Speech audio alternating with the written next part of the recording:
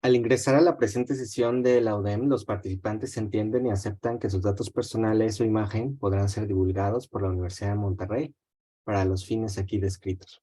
La sesión será grabada y almacenada para conformar un repositorio que servirá para futura consulta y referencia.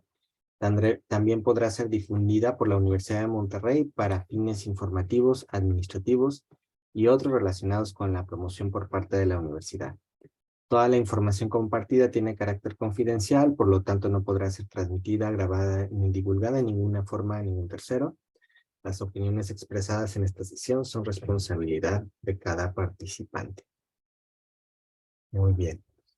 Pues me da mucho gusto saludarlos y darles la bienvenida a esta mesa de estudios sociales y humanísticos, la sexta mesa de este grupo del sexto coloquio de investigación de la Universidad de Monterrey en este segundo día de actividades. Soy Antonio Calderón, eh, soy profesor del Departamento de Cine y Comunicación de la Universidad de Monterrey. Y bueno, pues esta mañana tendremos la participación, y ahorita, bueno, voy a confirmar también que ya hayan ido ingresando, pues de estas 4 ponencias, ¿no? Que ven en pantalla. Eh, Creo que es una mesa muy diversa, ¿no? Donde además pues tenemos representación de varios lugares, ¿no? De Michoacán, de Uruguay, de Nuevo León y de Baja California. Entonces, pues, para iniciar, pues les pediría para quienes sean posible que enciendan su cámara para tomar una captura de pantalla como parte de la memoria del, del coloquio. Ojalá que la mayoría pueda hacerlo, aunque sea un momento, para tomar esta captura. A ver, danos unos segundos. Muchas gracias. Déjenme, ahora les digo.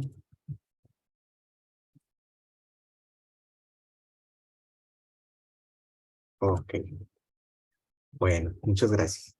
Estamos pues ahora en la sala 21 participantes. Quisiera comentar la dinámica de trabajo. Eh, Cada participante tendrá un tiempo de 15 minutos máximo para hacer su presentación.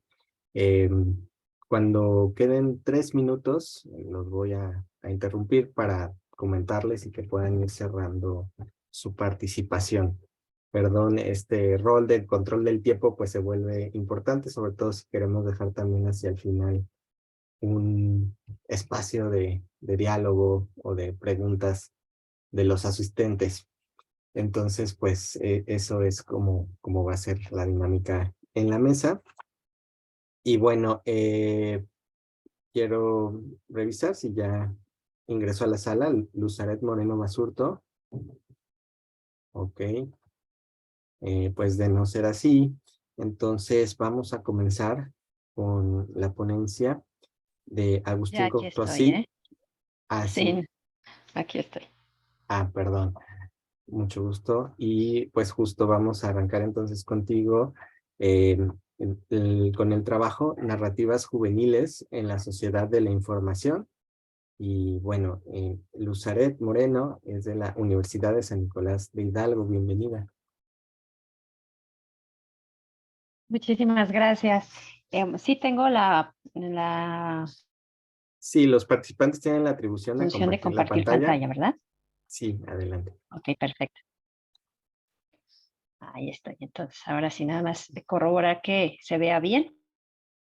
Ok, muy bien, les comentaba que Ahí lo están tenemos viendo ya 15 ahora, ¿verdad? Creo. minutos, entonces sí, cuando vayan 13 minutos te voy A a detener comentar o para a cerrar. decir. Sí, gracias, adelante. Perfecto. Muy bien, pues muchísimas gracias. Como ya lo dijeron por ahí, mi trabajo se titula Crónica de un día, narrativas juveniles en la sociedad de la información.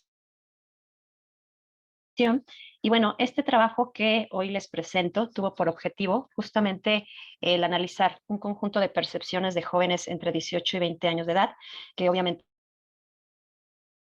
pues radican en Morelia, y esta percepción se intentó recuperar a partir de la integración que ellos hacen de dispositivos tecnológicos, a partir de el uso que hacen de ellos en el sentido de mediadores, estrategas, gestores, predictores, almacenadores, optimizadores, ¿no? En su vida cotidiana. Y la idea fue cómo ver cómo a partir de esta percepción ellos van significando su vida, y esta significación pues va a repercutir justo en la idea de eh, desarrollar o generar una identidad, ya sea de manera personal o de manera colectiva. Dado que mi trabajo de investigación es cualitativo, pues tengo aquí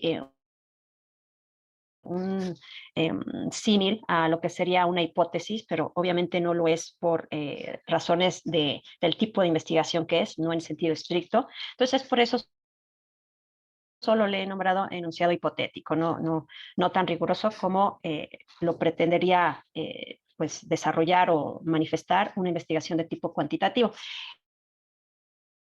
La idea aquí justamente fue pues tratar de revisar o corroborar si esta identidad digital de esta juventud moreliana se asocia o está asociada con la forma en que ellos van integrando estos dispositivos tecnológicos en su día a día.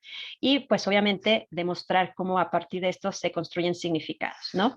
Con base en esto, la fundamentación teórica que yo retomé para darle pues forma a mi investigación parte de tres autores, ¿no? El primero de ellos es Igarza.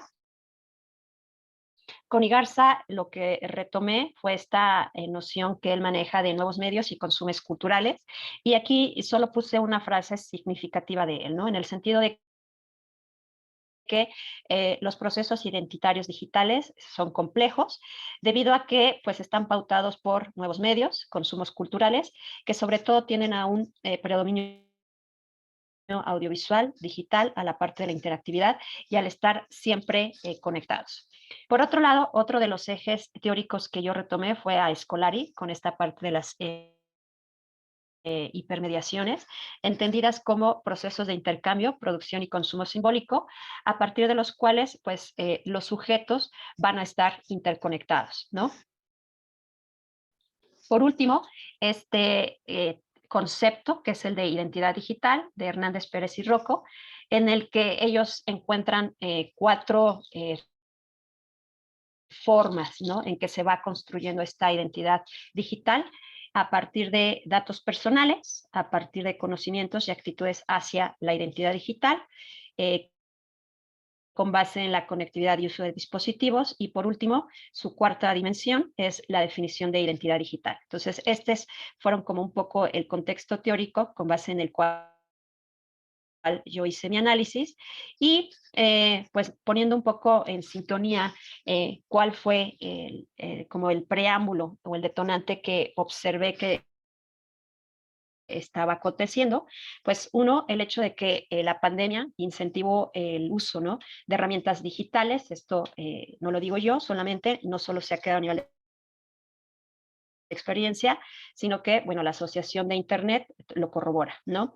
Otra cuestión importante a señalar es, pues, todo lo que de alguna manera ha caracterizado a esta generación denominada como generación Z o Centennial, en el sentido de que son nativos digitales y para ellos la tecnología es un factor clave en el desarrollo de su vida, son consumidores multipantalla, y una de las cosas de mucha importancia para ellos es estar constantemente generando contenidos a través de las redes sociales y en espacios de Internet. En este sentido, el teléfono inteligente, pues obviamente no es solo una herramienta de comunicación, sino que es justo esta extensión identitaria de la que pues he estado hablando un poco, ¿no? Con base en esto, entonces les platico un poco cómo fue la metodología. Estos jóvenes que hicieron sus narrativas, pues son alumnos de la Universidad Michoacana de San Nicolás de Hidalgo, son alumnos que estudian comunicación. La investigación se desarrolló en abril del 2022. Es un estudio cualitativo transaccional, dado que la información se recuperó en un solo momento. Y lo que hicimos fue trabajar con 24 narraciones, 12 de hombres y 12 de mujeres. La cantidad fue debido a una cuestión meramente circunstancial, en el sentido de que pues, era el número de grupo de alumnos que integraban un grupo en una asignatura determinada. Y parte de la dinámica fue ponerles un detonante, que fue este documental que se llama Las redes sociales, que está abierto y está en YouTube. Y a partir de eso se les pidió que narraran un día de su vida ordinaria, de su vida cotidiana, en el que fueran especificando de manera detallada, tanto como ellos quisieran, cómo usaban diferentes herramientas tecnológicas. Y ustedes se van a dar cuenta más adelante que pues el teléfono es esa herramienta tecnológica, ¿no? ¿Cuáles fueron las categorías de análisis que tomé justamente para hacer esta investigación? Bueno, uno, el uso de integrar el dispositivo móvil como un mediador. La otra, verlo como un estratega, como un proceso de gestión o que me ayuda a gestionar ciertas cuestiones de mi vida. La siguiente categoría, como un mecanismo para predecir cuestiones que van a suceder. La siguiente categoría como un almacenamiento y optimizador, ¿no? Entonces, con base en estas categorías, los resultados que yo pude obtener fueron los siguientes. En función de la categoría número 1, por ejemplo, la integración mediadora de la tecnología, tenemos estas frases representativas, ¿no? Dice, en lo que empieza la clase, le mando el mensaje a mi mamá de que ya llegué. Enciendo la luz del cuarto y mando mensaje de buen día a mi novio. Ajá. Aviso por WhatsApp que voy a la escuela y al llegar aviso que ya estoy ahí. Hablo con el OK Google, juego Genshin Impact y con ello me tranquilizo para ir a dormir, ¿no? Entonces, aquí vemos cómo de alguna u otra forma esta comunicación que suelen tener con su círculo familiar de amigos y demás, lo hacen a través del dispositivo móvil e incluso puede volverse un recurso para tener, pues, hasta cierto tipo una comunicación con uno mismo, ¿no? Sobre todo en el caso de el chico, la chica, que dice que habla con el OK Google, ¿no? O sea, no es un ente humano como tal, pero finalmente hay un proceso ahí de interacción.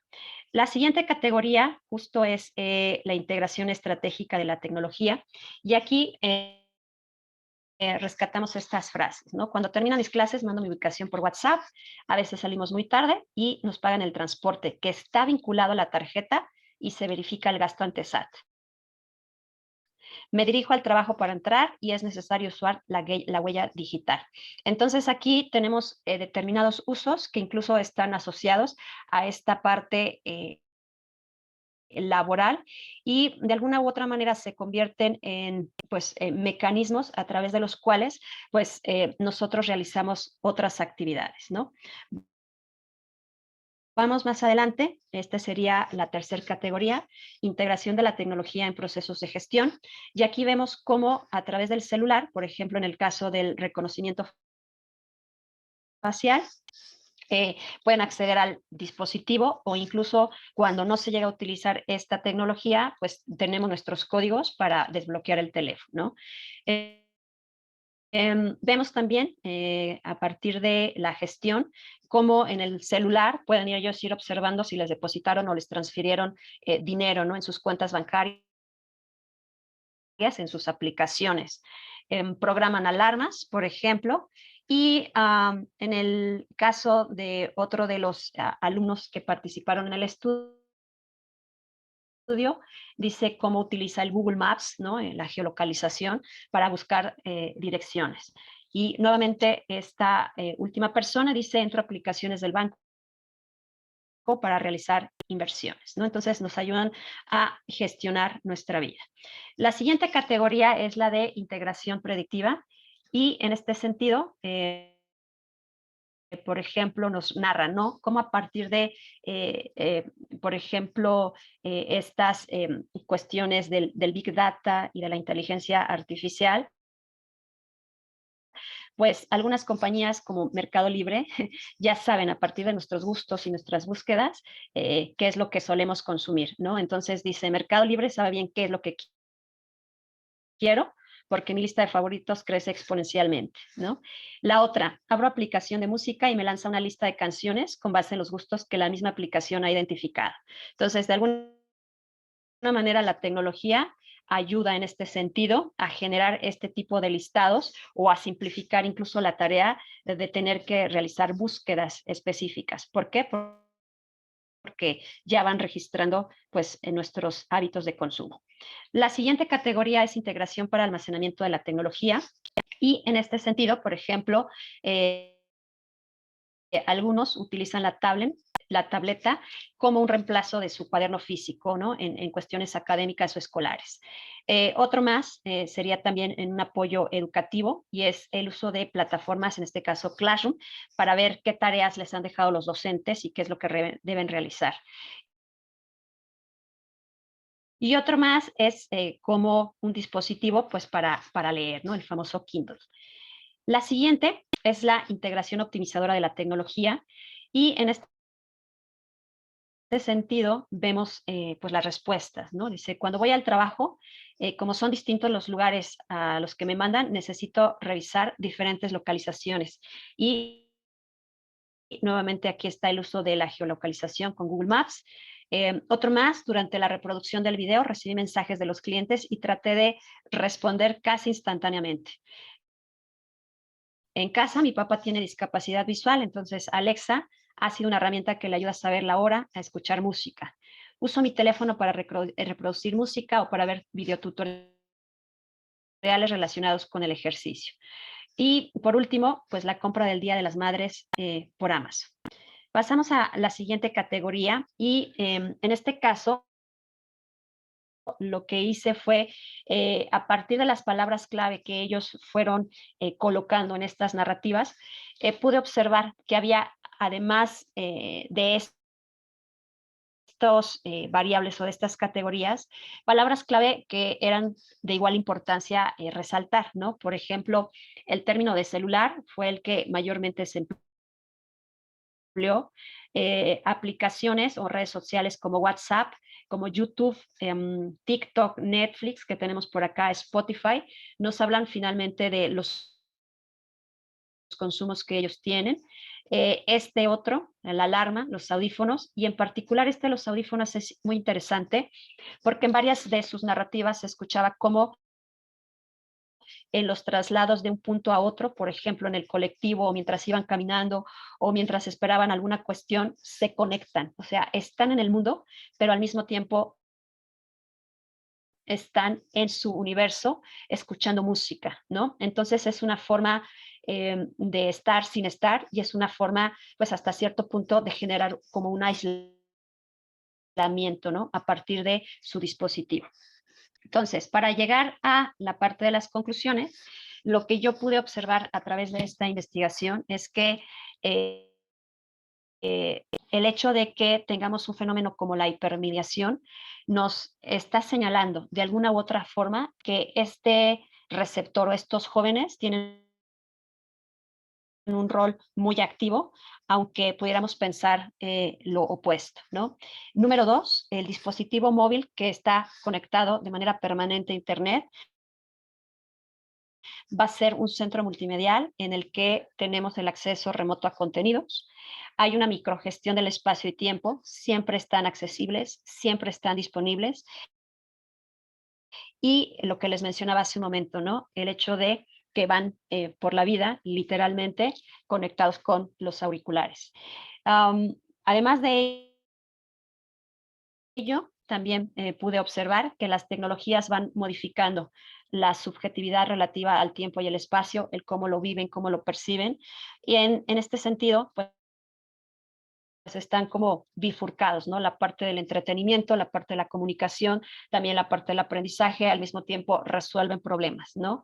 Y una de las cuestiones también más importantes que habría que añadir a esta parte de que les da identidad es el sentido de que pues son nómadas que de alguna u otra forma exigen brevedad, ¿no? Todo rápido, queremos que sea inmediato y además que sea muchas veces simultáneo, porque esa es otra de las cuestiones que pude observar, ¿no? O sea, mientras están en clase, están verificando si les llegaron los depósitos, están a lo mejor recibiendo mensajes de su familia o están de alguna manera enviando información de cómo llegaron justamente a su destino. Entonces, pues de mi parte sería todo. Muchísimas gracias. Muchísimas gracias, doctora Luzanet. Lo rompí porque ya estaba cerrando. Agradezco mucho también Ahí está. la atención al tiempo. Y bueno, este trabajo que nos presentas creo que es un trabajo cuyas categorías nos permiten leer de manera más real, ¿no? El acontecer actual en la relación con la tecnología. Creo que fue en el 98 Pierre Levy quien hizo una categorización que hablaba del acceso, uso y apropiación. Pero en realidad estudiar hoy justo el uso y apropiación implica otras categorías que creo que en tu trabajo están muy bien descritas, así que pues muchísimas gracias, sobre todo el seguir impulsando esta parte de los estudios de inclusión digital desde la parte cualitativa y no tanto desde la materialidad o la conectividad, ¿no? Como normalmente pues se hace, ¿no? Después de este trabajo, pues vamos al tema de constructivismo y realismo desde la filosofía a los medios masivos. Y para ello, pues nos acompaña el investigador Agustín Cortázar de la Universidad de la República de Uruguay. Bienvenido. Bueno, muchas gracias. Voy a comenzar compartiendo pantalla. Díganme si se ve correctamente. Sí, sí se ve muy bien. Perfecto. A mí no se me da muy bien resumir, entonces yo voy a avanzar lentamente hasta la diapo que pueda y cuando tú, Antonio, me anuncies los 3 minutos, saltaré a las conclusiones, cosa que me va a permitir al mismo tiempo eliminar algunos argumentos endebles que pudiese tener. Bueno, aquí hay una preocupación, en primer lugar terminológica, pero que en el fondo es un poco más profunda. En autores como Hacking, como Otero, como Lynch, McIntyre, yo diría que hay una polisemia en los términos realismo y constructivismo, porque hay tantos constructivismos y tantos realismos que realmente qué sentido tiene la adhesión que uno pueda hacer a cualquiera de ellos y después tiene que dedicar largo rato a aclarar las cosas, ¿no? Pero en el plano filosófico tenemos muchos problemas, muchas discusiones sobre todos estos términos. En ciencias sociales, en teorías de la comunicación, empieza a ponerse más clara la panorámica, entonces ya parecería que hablar de fake news o de posverdad tiene una llegada mucho más democrática y extendida. En el ámbito de lo pedagógico, también es mucho más precisa la noción de constructivismo. Creo que uno podría ser constructivista en lo pedagógico, en términos de teorías de la comunicación, habría algunos problemas a tratar de discernir. Y en lo filosófico yo creo que no hay demasiada solución y todo punto de partida es provisorio.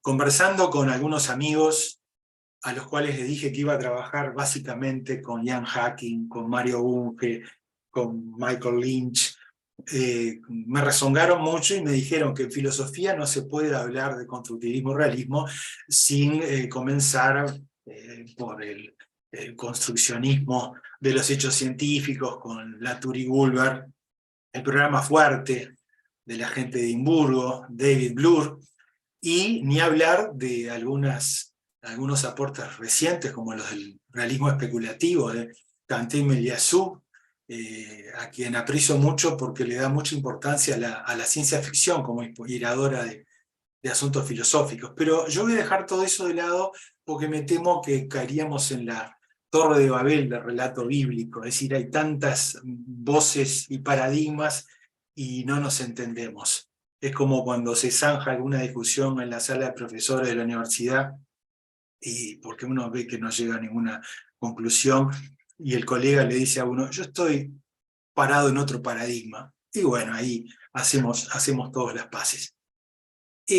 Como punto de partida, adopto algo que podría ser común a estos tres ámbitos que yo enuncié, el de la filosofía, incluso el de la metafísica de la ciencia, por un lado, por otro lado, las teorías de la comunicación y la preocupación de los últimos años por la posverdad y las noticias falsas, y también podría perfectamente ser funcional a las visiones pedagógicas del construccionismo y la cultura maker. Pero insisto en este punto, esto es, partir de un punto de vista realista es un lugar de enunciación para que identifiquen desde qué lugar comienza uno a razonar. Pero esto no es definitivo, esto puede ser revisable, y lo adopto simplemente con la idea de que en algún lugar uno tiene que pararse, tomar fuerza para saltar. Pero fíjense que autores como Michael Link, al igual que Rorty, con otra adhesión filosófica, sostienen un mapa bien hecho no refleja el territorio. Un mapa bien hecho toma ciertas notas esenciales y toma nota de los propósitos que uno intenta construir. No es menos realista un mapa por ello. Entonces, desechemos el creer que yo, al adoptar como punto de partida en un futuro revisable este realismo, no es el realismo ingenuo, el realismo directo. Simplemente es algo para saber desde dónde avanzamos, y don Mario Bunge podría ser un punto de partida para ello. Pero esto, yo creo que en filosofía, si uno algo ha aprendido, es que podemos variar de los supuestos de los cuales pensamos. Creo que eso es un buen ejercicio. La pregunta que yo me formulé genera cierta circularidad, porque preguntarse, bueno, ¿es útil usar la filosofía para estudiar algunos fenómenos actuales de la comunicación? Y después concluir que sí, evidentemente la filosofía lo es, tiene cierta simpática y tierna circularidad. Lo que ocurre aquí es que no me molesta la recursividad, y no me molesta poder ser acusado durante unos minutos de incurrir en algo como una circularidad, cuando vamos a ir enriqueciendo los términos de distintas maneras, y vamos a llegar a una conclusión donde naturalmente que la reflexión filosófica previa a estudiar los problemas de la comunicación actual se puede realizar a condición de dejar de costado los aspectos más especulativos, los del realismo especulativo en un sentido literal, pero también muchos desarrollos que son muy interesantes de la metafísica de la ciencia, que sin embargo no se muestran como herramientas rendidoras, por ejemplo, a la hora de abordar la posverdad.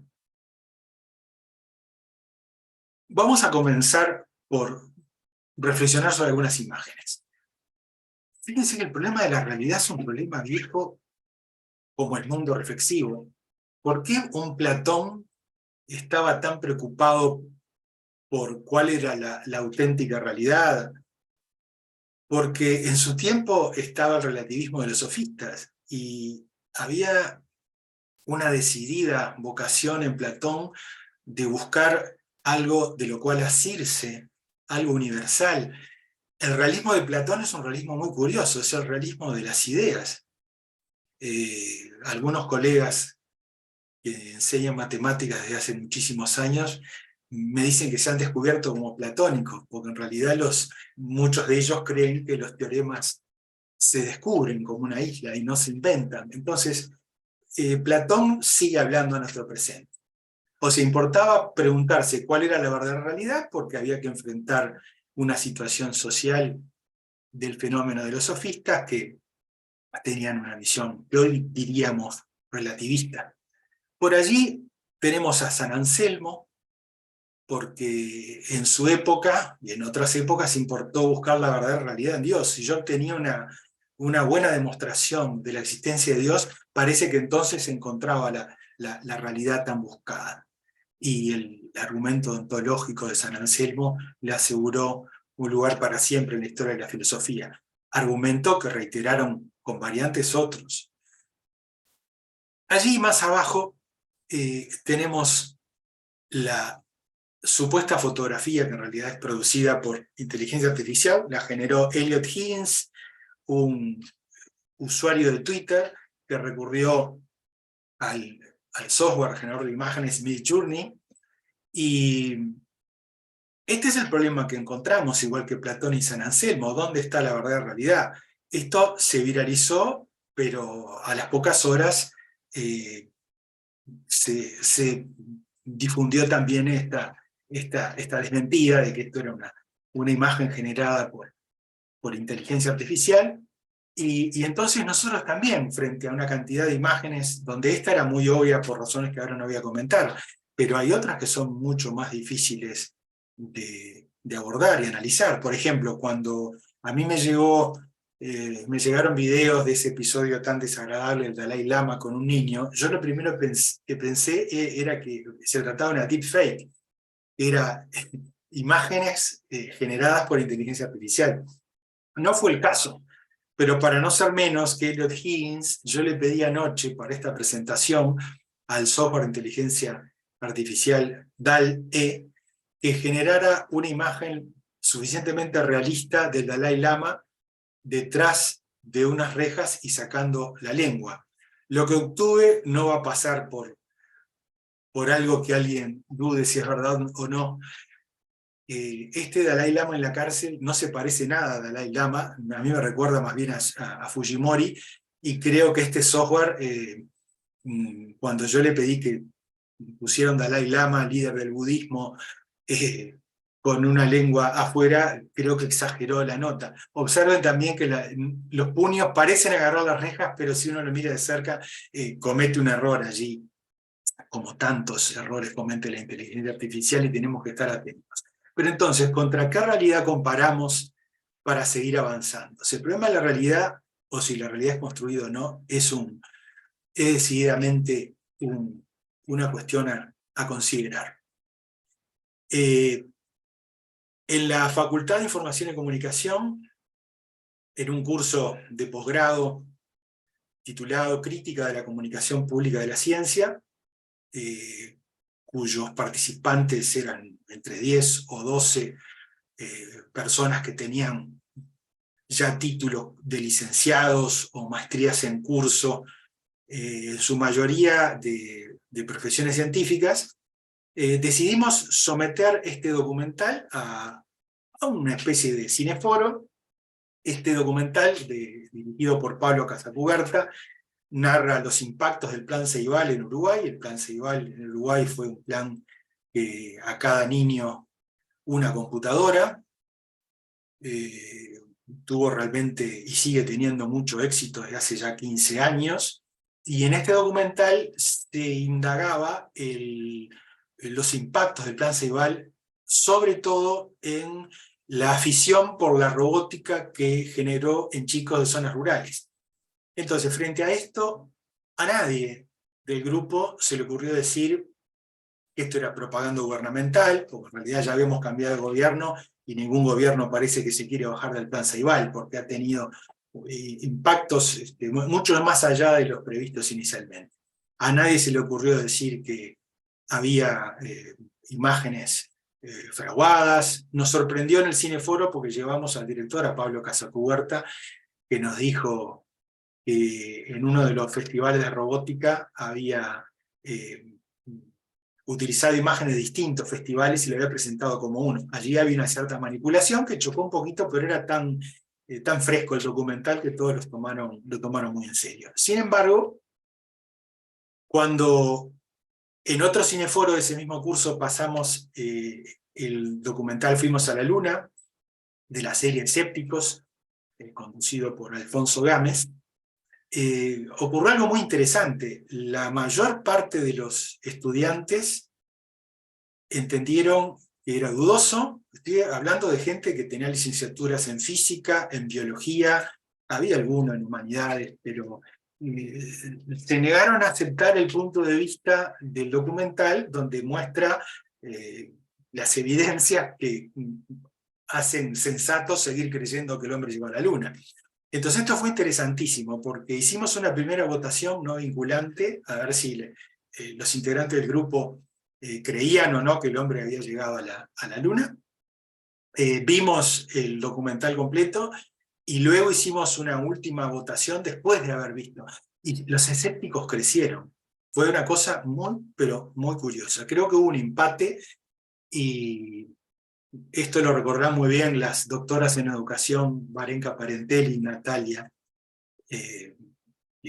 compañeras, queridas colegas, que quedaron muy asombradas de los resultados de estas discusiones. Pero sigamos un poquito adelante.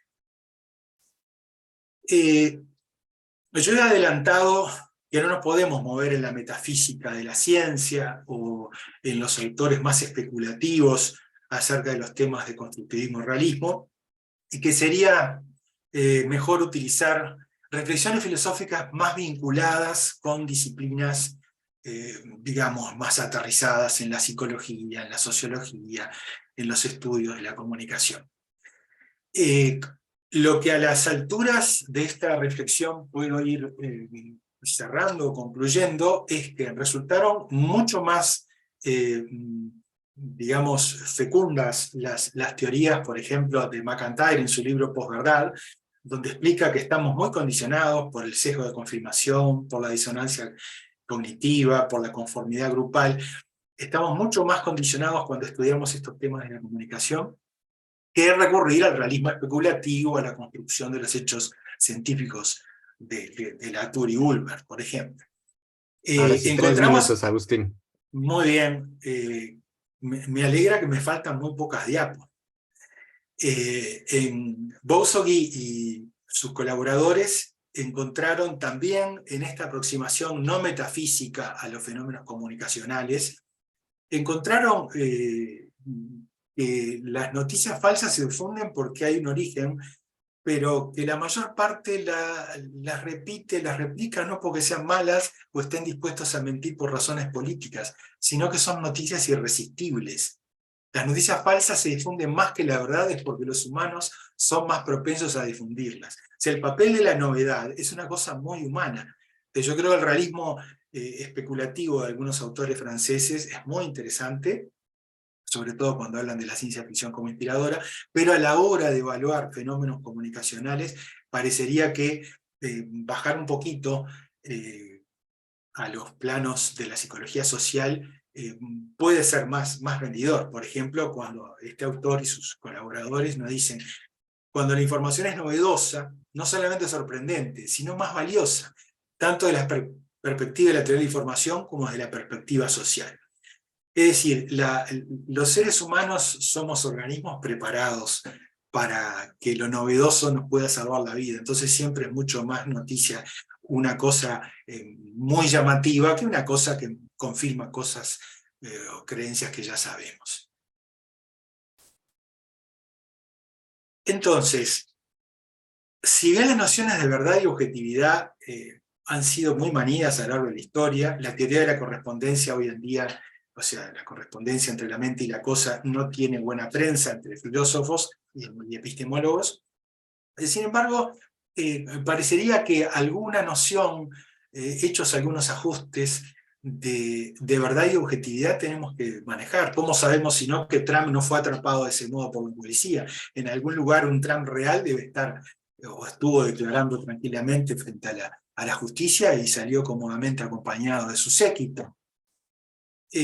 Por otro lado, si uno se introduce en problemas tales como el realismo puede tener que ver con el realismo del valor, porque el realismo de los hechos en ciencia es una cosa. Ahora, el bien existe, los valores morales existen, tiene una realidad como hubiera pretendido Platón fuera de la mente humana. Yo diría que lo que este abordaje nos ha inclinado a pensar es que es fecunda la discusión filosófica si distinguimos grados de certeza. No es lo mismo estar discutiendo si el Dalai Lama sacó la lengua también detrás de las rejas o Trump fue arrestado por la policía, que estar discutiendo cuáles son los componentes últimos de la materia, y si somos partidarios de la mecánica cuántica o de las teorías de Albert Einstein. Creo que hay muy distintos niveles de certeza en estas cuestiones. Hay que distinguir esos grados. Voy a dejar por un momento en la pantalla la bibliografía para urdir una última reflexión.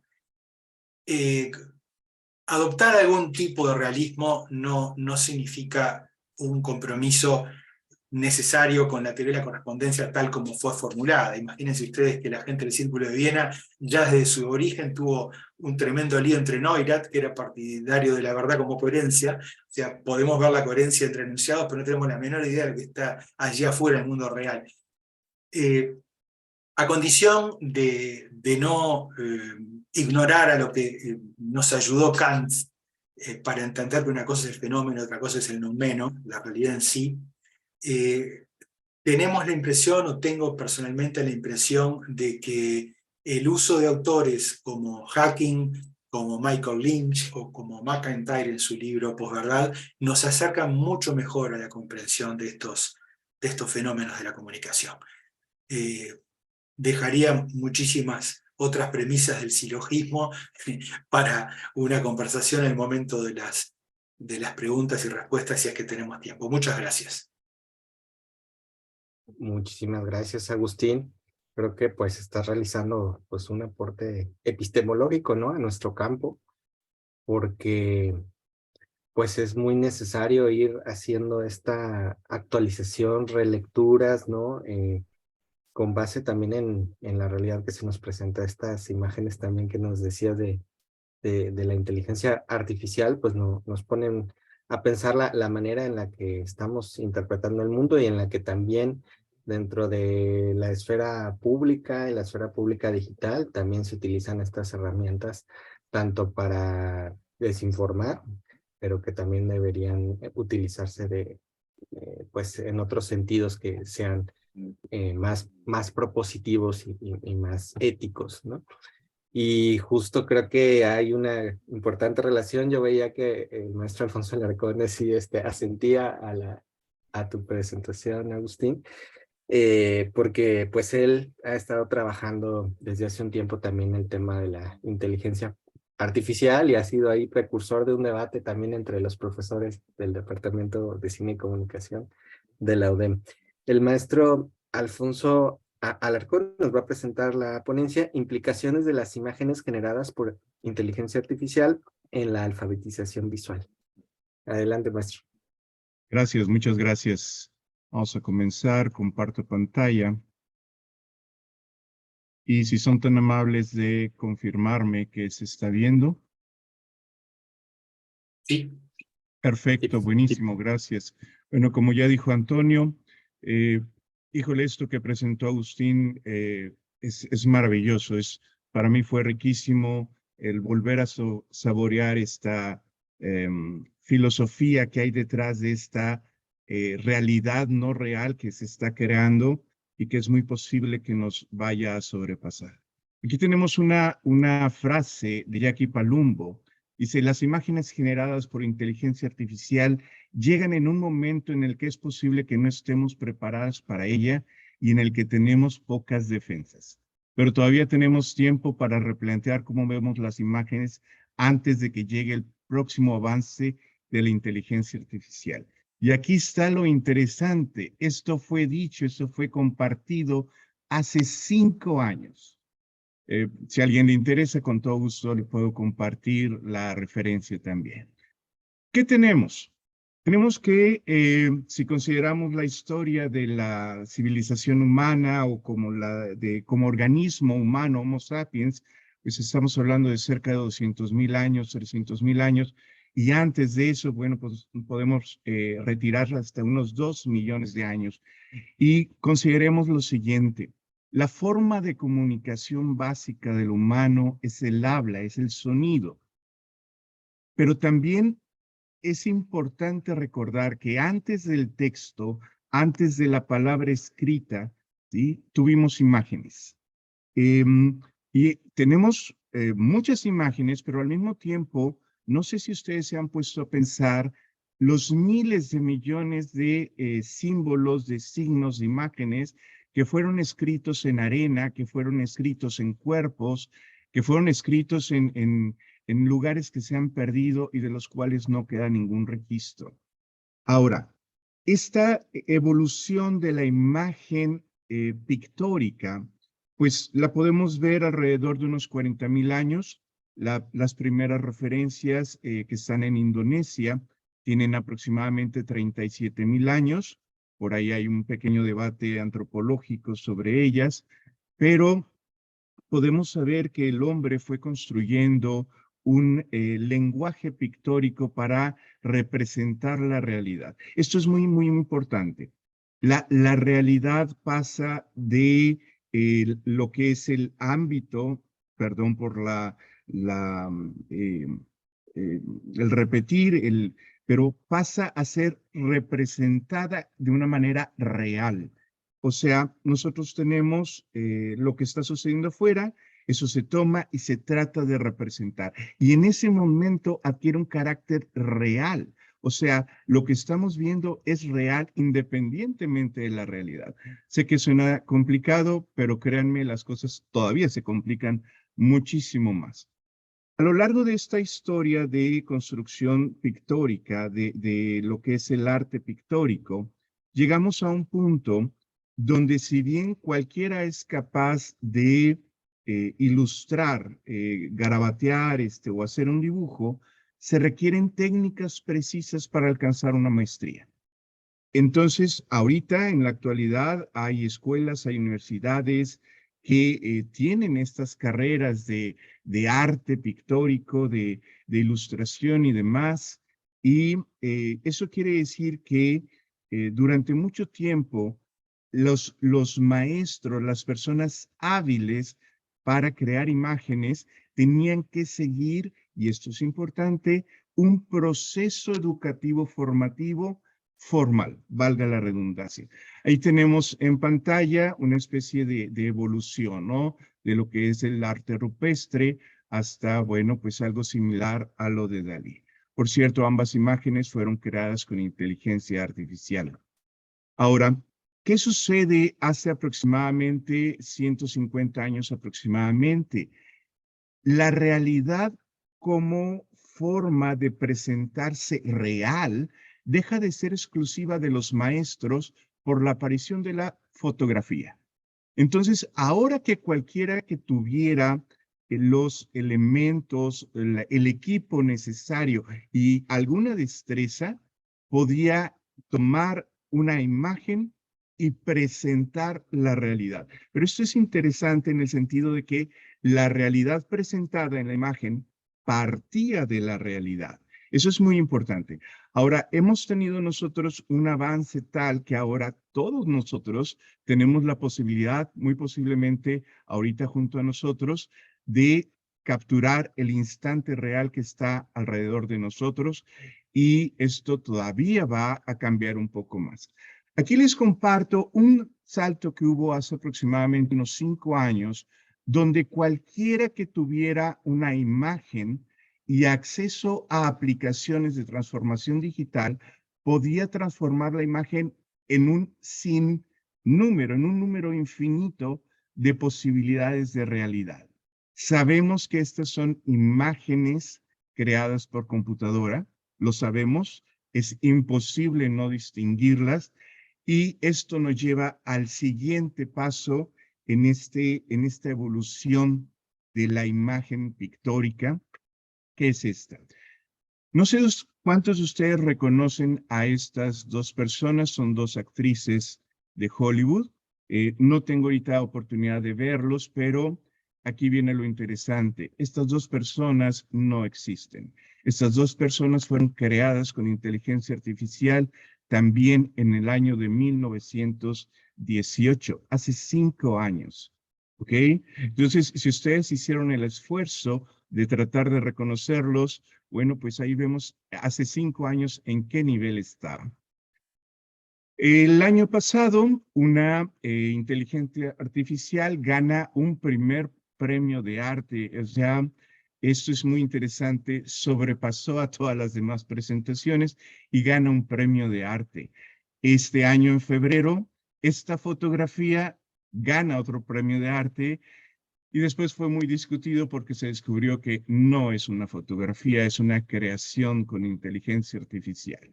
Entonces, cada vez más la realidad de las inteligencias artificiales está rebasando las posibilidades de identificación de la realidad. Esta es una fotografía que tomé yo, es en un centro comercial y está transformada en una aplicación de realidad virtual que se llama, perdón, de inteligencia artificial, que se llama Dream. Aunque esto es interesante porque yo no tengo conocimientos de Photoshop. Yo no sé editar, yo no sé crear. Yo simplemente le pedí a la imagen, ¿sí?, que cambiara el tigre de delante, el caballo de atrás, por tigres reales. A estos grados estamos llegando, ¿no? ¿Qué tenemos entonces ahora? Necesitamos partir de una base y esa base es la alfabetización visual. En el 68, en el siglo pasado, Debes presenta por primera vez la idea de alfabetización visual y dice que son un conjunto de competencias visuales, son varias, ¿verdad?, que se desarrollan. Ahorita vamos a tener algo importante sobre esto, que se integran a otras experiencias sensoriales como el habla, el tacto, el olfato, etcétera, etcétera, que son fundamentales para el aprendizaje, que permiten discriminar e interpretar, que tienen un uso creativo y que tienen un uso apreciativo. Si nosotros nos brincamos ya mucho tiempo al 2011, vemos cómo la alfabetización visual tiene 5 campos: el lenguaje visual, la percepción, la comunicación, el aprendizaje y el pensamiento. Y aquí hay algo interesante. Aparece la palabra aprendizaje. Se nos enseña a leer, se nos enseña a escribir, se nos enseñan matemáticas, se nos enseña historia y muchas cosas, pero pocas veces se nos ha enseñado cómo ver y cómo ver la realidad. La Asociación Americana de Bibliotecarios presenta, que es la que está ahorita dirigiendo la teoría de la alfabetización visual, presenta este cuadro que tiene muy pocas modificaciones, apenas en la parte de evaluación, donde agrego yo por ahí lo que es la naturaleza. Entonces, si ustedes se fijan, tenemos la enseñanza, ahora tenemos la evaluación y dentro de esta evaluación tenemos la naturaleza. La última que voy a presentar es el conjunto de habilidades que permiten encontrar, interpretar, evaluar y usar, crear imágenes. O sea, la alfabetización visual ahora es para crear, es para apropiarse de algo, ¿sí?, y para presentarlo. Un individuo alfabetizado visualmente es un consumidor crítico y es un contribuyente competente. Ok, ¿qué implica esto? Ok, vamos a ver que hay una deshumanización, o sea, ya no se necesita a la persona o un conjunto de personas para crear las imágenes. Va a haber desempleo, definitivamente lo va a haber. Ya hay por ahí algunas agencias que van a prescindir de modelos humanos eh, para pues, presentar modelos que son perfectos. Va a haber una dependencia tecnológica y si no tenemos ahorita 2 pantallas al lado de nosotros, son pocas. Los sesgos van a ser muy interesantes porque cuando yo le pide que crea algo, pues va a ser a partir de mis realidades. Se van a perder habilidades. O sea, yo ya no necesito aprender a tomar fotos, ya no necesito aprender a pintar porque lo va a hacer la inteligencia artificial. Se va a perder la privacidad, esto va a ser muy intenso. Ya también por ahí hay una disrupción de paradigmas legales. ¿Qué sucede cuando ahora se muestra un video de alguien como el que trataste de hacer, Agustín, sobre el Dalai, o lo que pensó la gente, ¿sí?, cuando realmente sea imposible distinguir la realidad? y se va a limitar la expresión, la libertad de expresión, porque van a venir candados para tratar de proteger la intimidad y la privacidad de las personas. Ahora, tenemos la otra parte. Tenemos la parte de la accesibilidad, de la creatividad, el ahorro del tiempo. Nos toma un minuto, realmente es lo que toma, un minuto, poco menos de un minuto. Va a haber una consistencia de formas, va a haber mucha precisión, por eso de repente tenemos cosas que son imposibles de distinguir, personalización, eficiencia, reducción de errores, nuevas posibilidades e innovación. ¿Qué desafíos tenemos? Ok, va a ser muy importante comprender la tecnología de las inteligencias artificiales. Va a ser muy importante desarrollar pensamientos críticos. La creatividad va a ser una línea complicada para salvar esa brecha digital entre los que la usan de una manera intuitiva o poco crítica a los que la usan de una manera, pues, digamos, crítica, inteligente. ¿Okay? Vamos a tener muchas oportunidades de colaboración porque ahora nos permite... 2 minutos, Alfonso. Gracias, qué amable. Pasar directamente al proceso de la creación de la imagen sin tener que ocuparnos de la construcción de las formas de cómo. La ética va a ser muy importante porque, bueno, ¿cómo se va a usar esto? La oportunidad de formas nuevas de comunicación y la adaptabilidad, y voy a hacer una inferencia, una nota muy importante a esto. Las ideas finales con las que quiero terminar, perdón, es muy importante conocer y experimentar. Tenemos ahora muchas.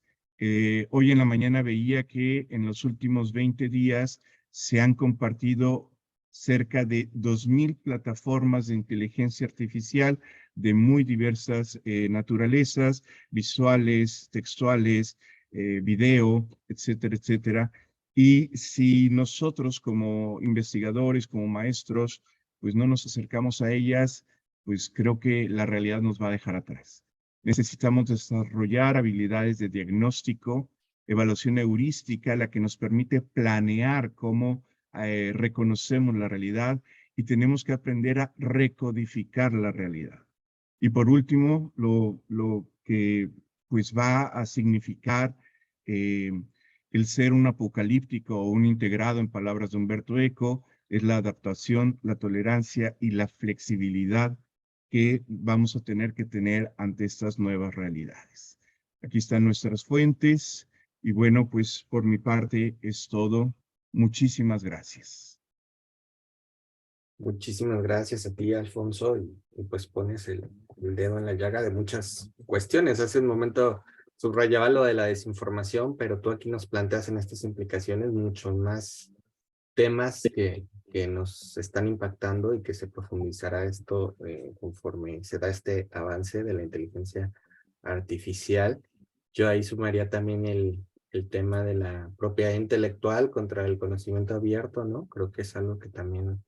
Ahí estaba ya dentro de la alfabetización visual, la parte de las citas, ¿no? De quién es, porque luego tenemos otra cosa, las cosas ya no son de nadie. Pero bueno, ya acabé, gracias. Sí, no, yo creo que ahora se pondrá bueno, espero en un momento las preguntas. Bueno, y para cerrar las participaciones de este panel, pues nos acompaña también Danette Cervantes Quesada de la Universidad Autónoma de Baja California. Bienvenida, Danette.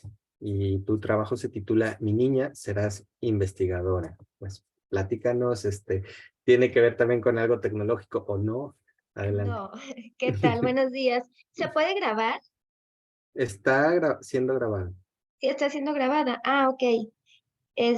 Bueno, yo no les voy a compartir presentación.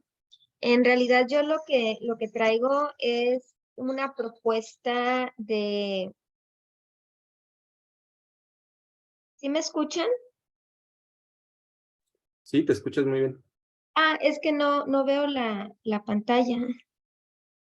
Mm, ¿Compartiste pantalla? No, No. ya los ubiqué. Realmente lo que traigo es una propuesta de una narrativa autoetnográfica que tiene que ver con la participación electoral, la participación ciudadana desde los procesos electorales y la importancia de la formación cívica dentro de la familia. Entonces, pues eso es lo que estoy trabajando, ¿no? Es un acercamiento, es la primera vez que trabajo este tipo de narrativas. Entonces, bueno, es la primera vez que presento una y pues a ver cómo sale, ¿no?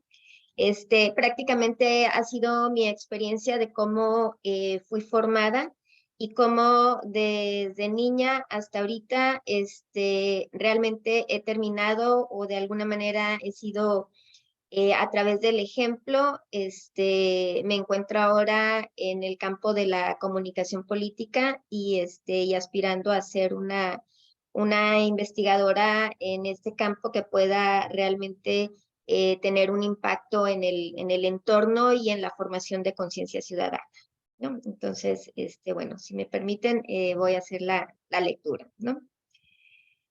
Bueno, mi nombre es Danet Cervantes Quesada.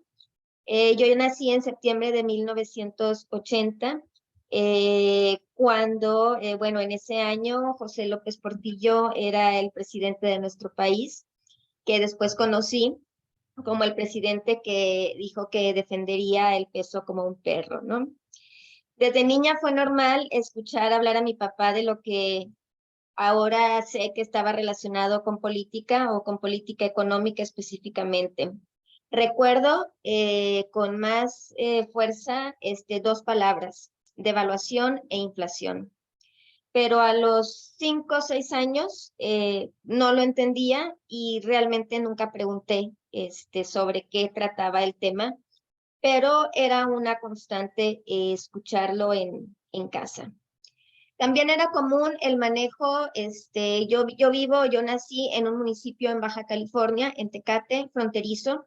Entonces era común el manejo dólares y pesos.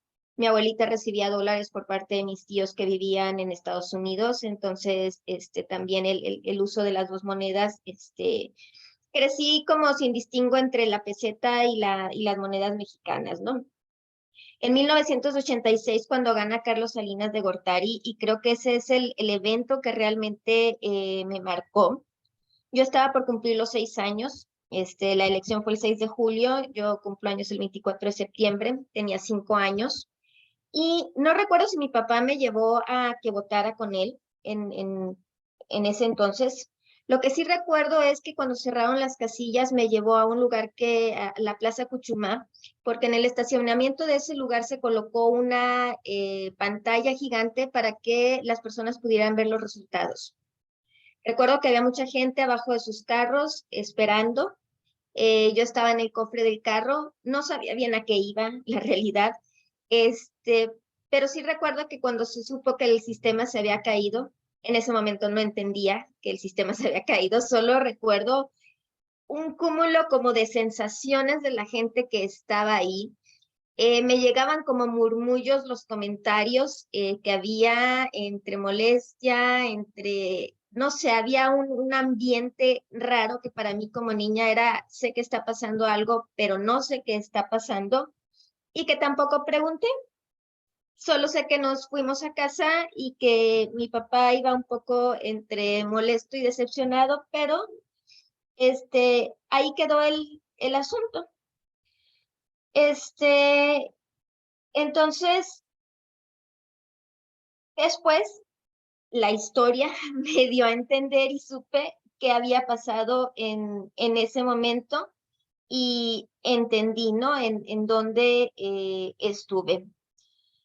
Tiempo después mi papá, y es algo que nunca le he preguntado, siendo evidentemente detractor porque, del gobierno de Carlos Salinas, porque él era fiel seguidor de Cloutier, me llevó a la primera visita de Carlos Salinas cuando vino al municipio de Tecate. Yo estaba fascinada, impresionada porque el presidente de la República visitaba Tecate y mientras mi papá me explicaba, que el helicóptero que yo escuchaba y que yo veía era donde venía el presidente. Apenas y lo podía creer. Apenas si lo pude ver unos segundos porque me absorbió el cúmulo de gente, el tumulto de gente que por donde pasaba lo quería saludar, le quería entregar cartas, lo quería tocar y le quería entregar, imagino ahora, decenas de peticiones. Pero escucharlo hablar, aunque ya no alcanzaba a verlo, era impactante. Estaba oyendo hablar al presidente de la República. Ese momento me marcó. Fue el meeting que yo presenciaba, el ambiente me contagiaba, era como estar en un concierto en la actualidad y me transformó radicalmente, pero para allá voy. No quise irme del lugar hasta que el helicóptero se fue y se perdió de mi vista. No sé en qué año fue, sé que lo que siguió fue por ahí del 90, cuando sale el tema de solidaridad, me convertí en fan. Y mi papá, siendo detractor de Carlos de Salinas, su hija era fan y cantaba a todas horas Solidaridad. Ahí ya empezaba yo por mi cuenta, y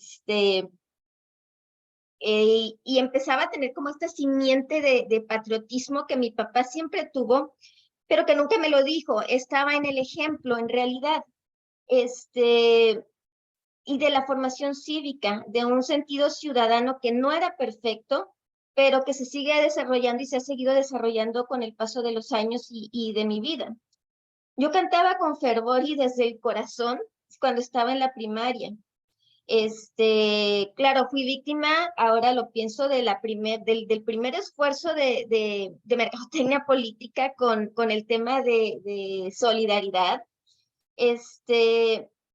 Pero también del impacto, y me di cuenta mientras escribí estas líneas, de la oportunidad que me dio mi papá de vivir de cerca la primera elección presidencial de mi vida. Yo tenía 5 años, fue la primera elección presidencial de mi vida, y que hoy, tantos años después, puedo tener recuerdos y puedo tener conciencia sobre ello.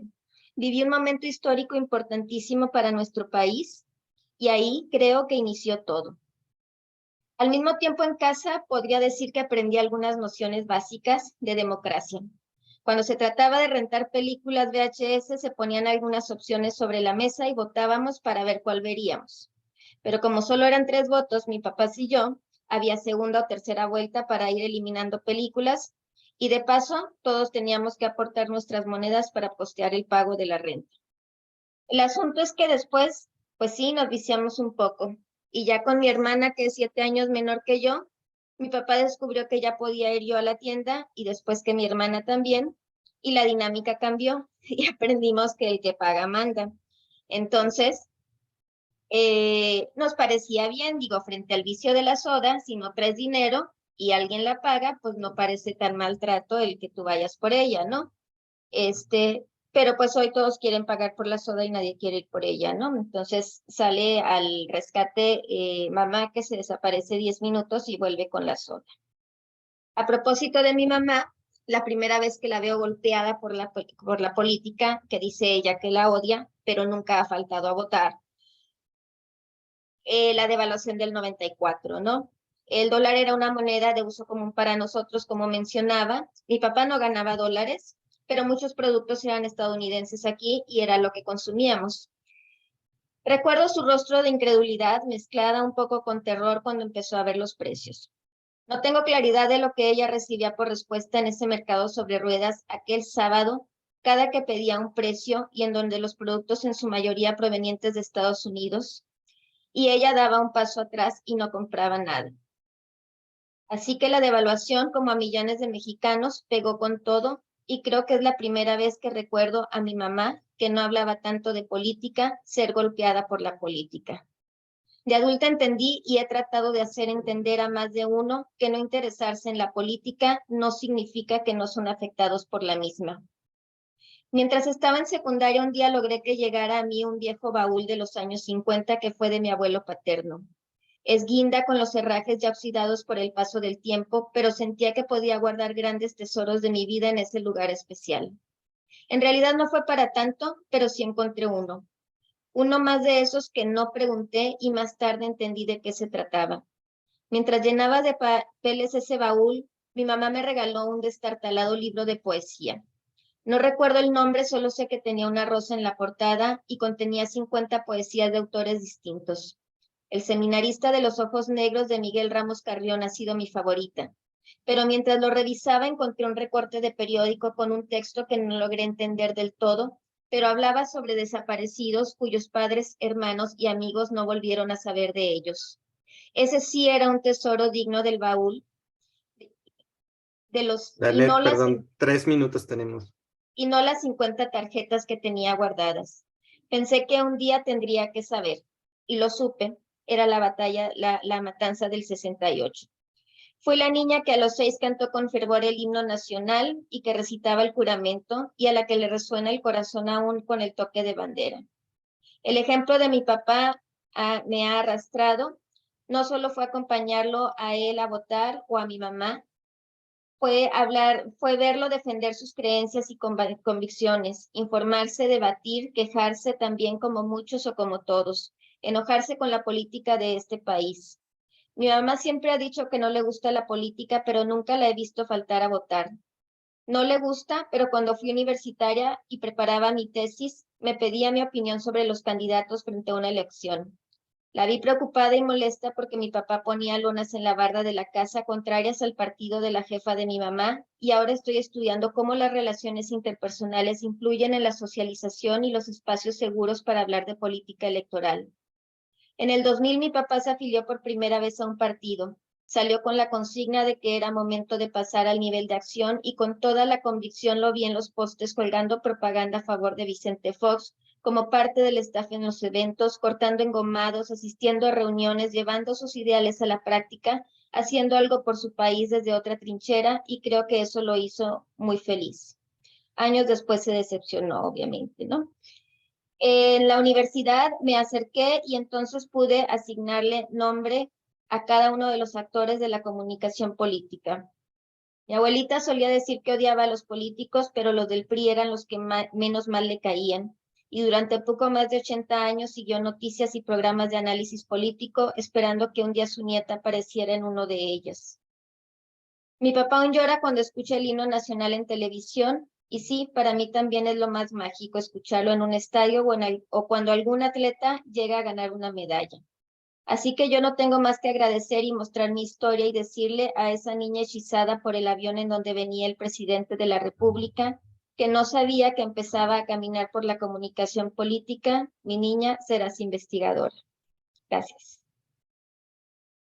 Gracias a ti, Danet. Pues creo que con este ejercicio de la autoetnografía, ¿no? Que pues es una metodología que pues explora también todo este contexto social y cultural en el que en este caso tú como futura investigadora fuiste marcando esos momentos que te orientaron y que hoy en día pues dan forma también a una trayectoria que estás formando, ¿no?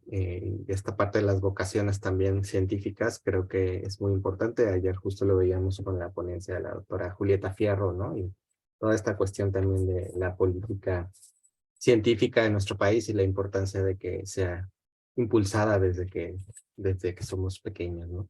Muchísimas gracias, Daniel. Gracias. Y pues bueno, nos queda ya, digo, estamos ya a 2 minutos del cierre formal, pero no quisiera dar por terminada la mesa sin que pudiéramos dar un espacio para preguntas de los asistentes. Entonces, adelante, si quieren levantar su mano o si quieren escribirlo. La doctora Paula Muñoz levanta la mano, adelante. Bueno, muchísimas gracias.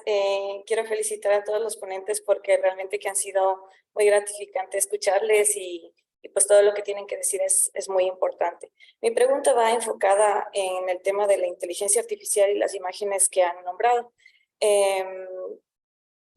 La imagen es uno de los contenidos que más se manipula junto con el texto, justamente porque hay muchos programas que permiten hacer esto de una manera sofisticada.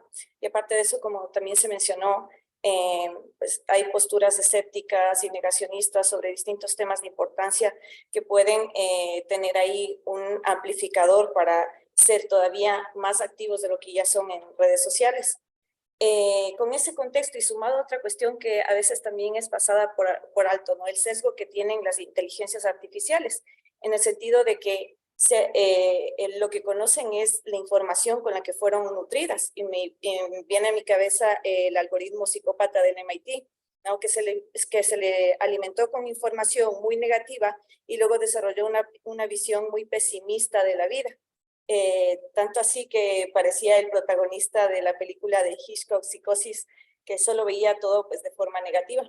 Ante ese contexto, mi pregunta para el que desee responder es si es ético dejar que las inteligencias artificiales nos cuenten el mundo a través de las imágenes, del cine, del periodismo, y si ustedes ven que ante ese contexto en el que es evidente que se puede ocupar este tipo de contenidos para manipular, sería apropiado que exista un filtro humano. Muchas gracias. Por aquí nos dice el maestro Alfonso, cuestión de checar Chaos GPT.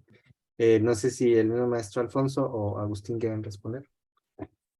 Tomo la palabra un minuto, si me paso, Antonio, por favor. Dale. Hay dos cosas interesantes. Lo que les acabo de compartir es una plataforma de inteligencia artificial fea. O sea, que está hecha como para que le tengamos miedo a la inteligencia artificial. Es muy divertida. Es muy terrible. ¿Okay? Ahora, recordemos otra cosa. Nunca jamás en la historia de la humanidad la tecnología se ha detenido por nada ni por nadie. Nunca. Traten ustedes de recordar dónde la tecnología se ha detenido. Nunca. Y no lo va a hacer en esta ocasión. ¿Sí? Es parte de la naturaleza de la tecnología que nos rebasa. Por ahí hace unos 15 años tuve la oportunidad de escuchar una frase. No he podido recordar esta maestra cubana, esta doctora cubana, que dijo, somos usuarios de tecnologías que envejecen antes de madurar. ¿Sí?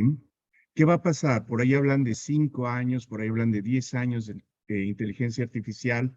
Yo le doy mucho como 3 años antes de que realmente esto vaya a cambiar mucho. Recuerden ustedes cómo cambió el mundo con la electricidad. Recuerden cómo cambió el mundo con la computación. Y estamos ahorita en este shift de que viene una realidad que no es real y que es real. Uso mucho el ejemplo de mis chicos que van desde secundaria hasta personas de maestría que también son mis chicos. ¿Sí? Viven en un mundo real. Para ellos la realidad está sucediendo en sus celulares, perdón, no se ve, pero aquí era el celular, está sucediendo en las pantallas. ¿Sí? Hay veces que están sentados al lado y se están comunicando con los celulares, ¿ok? ¿Qué va a pasar de que si alguien las puede controlar o alguien las puede regular? No soy muy creyente de esa idea, por lo mismo que las tecnologías nunca han podido ser controladas al 100%. Recuerda que lo que nosotros vemos es un pedacito. Lo que ya existe ha de ser increíble. ¿Bien? Recuerda cómo en el 2018 ya estaban estas imágenes de artistas que casi son imposibles de distinguir. Imagínate lo que hay ahorita que todavía no se ha hecho público. Y cómo de noviembre hacia acá, ahora la realidad artificial pues está cubriéndolo todo. Tiempos interesantes, muy, muy interesantes. Gracias. Gracias, Alfonso. ¿Alguna otra pregunta? A mí me gustaría, perdón, Antonio, no, me gustaría que compartiéramos los correos, las casillas de correo para poder seguir comentando las interesantísimas cosas que se han dicho esta tarde. Claro por que aquí. sí. Y poder responderle a Hilda Paola, poder responder el tema ético que me preocupa muchísimo, sobre todo los modos de evaluación que van a tener que cambiar, habida cuenta de que ChatGPT perfectamente presenta las monografías y los trabajos finales con un estilo magnífico, ¿no? ¿Cómo vamos a hacer frente a todo eso? Pero propongo eso, yo para dar el ejemplo ya estoy poniendo mis 2 casillas de correo para seguir conversando por ahí. Claro que sí, de hecho aquí también en el chat lo pueden poner, ya Alfonso Alarcón ya lo hizo, y bueno, yo también les pongo ahí en el chat de vía correo también hacérselos llegar. Antonio, Sí, no sé si pudiésemos prender las cámaras, encender las cámaras para tomar una captura de pantalla, por favor. sí, lo habíamos hecho al inicio, pero hagámoslo ahora Sí, también al hagámoslo cierre. ahora también, más vale que sobre. Vamos a ver si se animan. Como no siempre estamos en posición de prender cámaras. Lalo, ¿qué tal, Lalo? Yuri, A ver si se animan los demás. Alina, Daniela, María Dolores, Carolina, Elvira, Javier, Mónica, en fin. Vamos a ir a la 1, a las 2, a las 3. Listo. Muchísimas gracias a todos. Y te paso, Antonio, la palabra para terminar. Muchas gracias a la doctora Virginia Bon, que junto con el doctor Juan Manuel, que también está aquí, son organizadores generales de este coloquio. Yo me quedé con una pregunta para Luzaret, pero ya te la haré llegar por correo, porque pues el tiempo ya nos comió. Los invitamos mucho a la siguiente conferencia magistral, que justo es con el doctor Antonio Corona sobre la industria de los videojuegos en México. Así que pues creo que tendrá mucho que decir también sobre estos temas que hemos abordado el día de hoy. Les agradezco mucho su presencia y pues continuamos aquí en el coloquio. Muy buenas tardes. muchas gracias. Un placer. Gracias, buen día.